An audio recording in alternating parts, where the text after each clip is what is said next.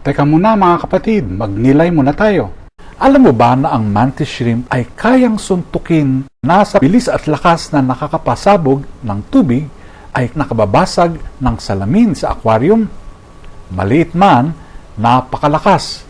Patunay na ang tunay na lakas ay hindi laging nakikita, ha? Sa Ebanghelyo ngayon, si Pedro ay lumakad papunta kay Jesus sa tubig, ngunit lumubog ng madaig ng takot ang kanyang pananampalataya. Akala natin matatag siya, ngunit nakita ang kahinaan sa gitna ng unos. Sinagip siya ni Jesus, hindi dahil sa lakas niya, kundi dahil humingi siya ng tulong.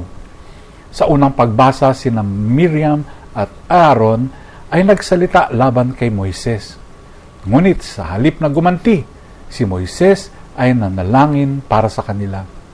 Ipinakita ng dalawang kwento na ang tunay na lakas ay nasa pagpapakumbaba at pagtitiwala sa Diyos. Tulad ng mantis shrimp, malakas tayo kapag inilaan natin ang ating sarili sa tama. Hindi man tayo makabasag ng salamin, pero kayang basagin ng ating pananampalataya ang takot, yabang at galit kapag ito ay mapagkumbaba. Pagnilayan po natin ito. Amen.